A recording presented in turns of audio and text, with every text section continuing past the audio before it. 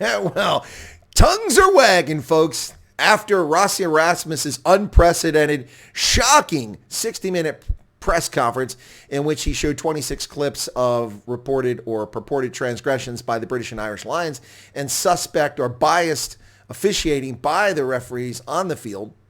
This has got the rugby world spinning. Rassie's unprecedented video has really got the world paying attention to what's going on here with the British and Irish Lions and Springboks set to play again on the 31st of July in the mother city of Cape Town. What are we talking about? Well, this week, Rassie Erasmus did a 62-minute video mini press conference in which he revealed his anger and frustration at the clear bias of the officiating that took place in last weekend's game. Now, for their part, the British and Irish press have been lambasting Rassie Erasmus. They're hardly objective in their discussion of this. We even see the Irish Times complaining about Rassie Erasmus. Of course, they reflect back from when he left Munster, and they feel slighted at the comments he made about Irish players. So they are not exactly objective in this. And neither is the British press. The Guardian has come out with 3 stories on this already, piling on. And let's read through some of these stories and read some of the comments from these folks who are speaking about Rassie Erasmus. Ugo Monnier, writing in The Guardian, says, Rassie Erasmus must be careful. Sometimes you reap what you sow.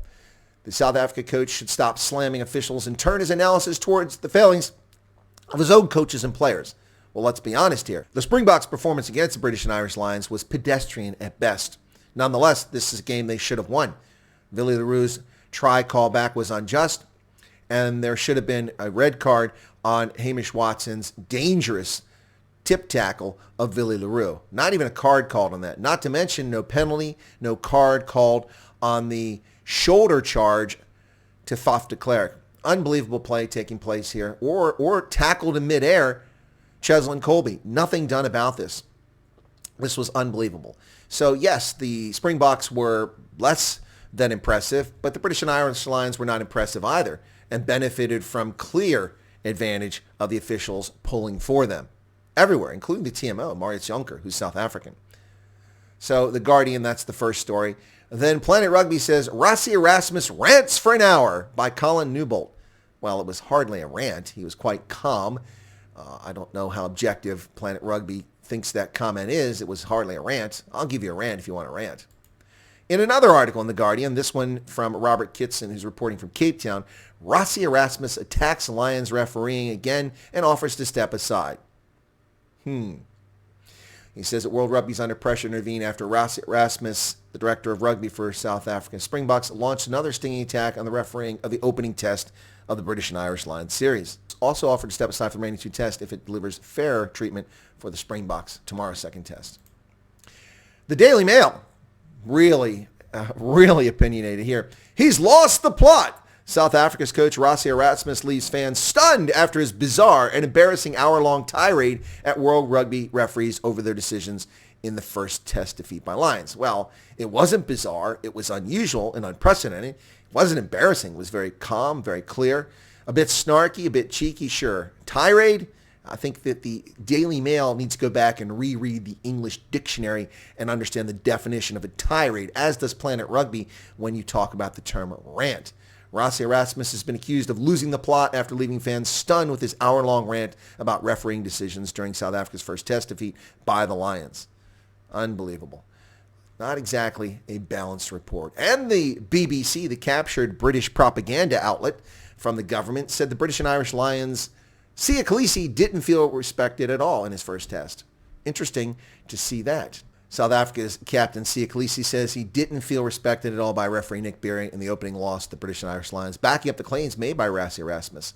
The Springboks boss posted an unprecedented hour-long video monologue online criticizing the Australian referee's work in the first test. What I have to say about this is an extremely balanced report, objective reporting from the BBC. Shocking. Well done, BBC, unlike the other media outlets in the UK and the British Isles. Well done. And in another balanced report from Sky News, Rassie Erasmus video a sideshow. Rugby Australia says Erasmus comments are unacceptable. The South African director of rugby claimed that the Springboks were not shown the same respect as British and Irish Lions by the match officials in the first test. And there you have it. Now, of course, we can expect to see this go the other direction.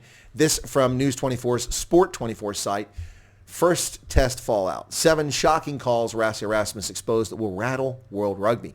Well, perhaps not. World Rugby is an old boys club composed of folks from the British Isles who don't like people intruding on their laws and their polite decorum, which has World Rugby set up to favor teams from Europe, specifically from the British Isles, over the rest of the planet. And they don't like that comfy little world being disrupted. We must remember, of course, folks, that it was William Webb Ellis who purportedly picked up the ball on a pitch in England in the town of Rugby, thereby altering football and turning it into rugby to begin with. So they are very protective of their good old boys club and don't want to see anything upset that. So he's likely to see some challenges from this. Another article in The Guardian, this one by Kitson. Again, South Africa's Rassie Erasmus has abandoned grace and dignity. Director of Rugby's behavior during the Lions tour is within the rules, but does the sport no credit. Now he's talking about him being a water boy.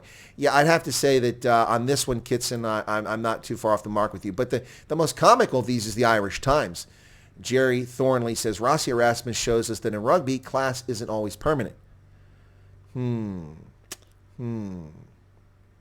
Anyway, you read the story and you find out that he's still bumhurt about the fact that when he left Munster, that he dissed the Irish, at least in the view of this guy. Well, folks, here's the bottom line. Somebody needed to say something. Somebody absolutely needed to say something. And Nigel Owens did. The most well-known, the most renowned World Rugby official ever. He and Jonathan Kaplan coming after him. He surpassed Jonathan Kaplan with 100 tests. But the most respected, potentially, rugby official in the history of the sport, or certainly recent history, professional era, Nigel Owens himself came out and said at minimum it should have been a yellow card. The tip tackle by Hamish Watson on Villiers Leroux. It was dangerous. It met all the conditions for a red card, in my view. The shoulder charge into Faf de Klerk, clearly after he kicked the ball, intentionally trying to harm Faf de Klerk. There was no effort to even wrap around. There was no need for the hit. It was an intentional effort to hurt Faf de Klerk. Not to mention the juvenile play when the British players, who the guy was sitting on the sideline there, and Faf de Klerk came over to pick it up to get the ball back and play for a line out, and he pins the ball under his arm so that Faf can't get it. Then Mario Itoje comes over and snatches the ball and runs away with it and lips off to Faf de Klerk. And that's not the end of it. That's already 2 foul plays right there. The third foul play is the player on the ground who held the ball initially, grabbed Faf de Klerk's leg so he couldn't get to the sideline. This juvenile, cheating, thuggish behavior is unacceptable. But that was the British and Irish Lions in this series, and that's going to be the enduring vision or view we have of this series, is the officiating and the thuggish play of some of the British and Irish Lions players. Now, that's not to say that the Springboks didn't make mistakes, didn't make high tackles, didn't make tackles that were questionable, and certainly had their own moments. But this thing is beyond question. And it's about time that somebody finally stood up. I'm sick of seeing South Africa being disrespected by French officials in particular and by other World Rugby officials anytime they play international tests. It's almost as if in about 40% of the games Springboks play, they're playing against the opponent and the officiating crew. Is that a stretch? Probably. But, now is the time for a little bit of embellishment and hyperbole. In its full disclosure, I am nearly a lifelong Springboks supporter, and you see me wearing the British and Irish Lions tour jersey for this tour in South Africa because I want to see great competition. I own the jersey, I own the shorts, I own the cap, I own the scarf. Bought them all a long time ago when I also tried to buy tickets for what turned out to be a spectatorless event. Anyway, folks, Rassie Erasmus, he's got tongues wagging. World Rugby will likely sanction him in some fashion. But to be honest, the good old boys club of World Rugby needs to back off and look closely at what the level of officiating is going on in this series and the intentional bias against the Springboks across the board. Hey, folks, if you're not a subscriber to Chris Wyatt Africa or Rugby Senate, look right below. Smash that button, become a subscriber. It's absolutely free, costs you nothing. You get objective analysis. Maybe not so objective when it comes to Springboks. Let's be fair. But you get objective analysis and insightful commentary on a range of topics from economics to politics to culture to language to rugby. Thanks a lot. Be safe out there.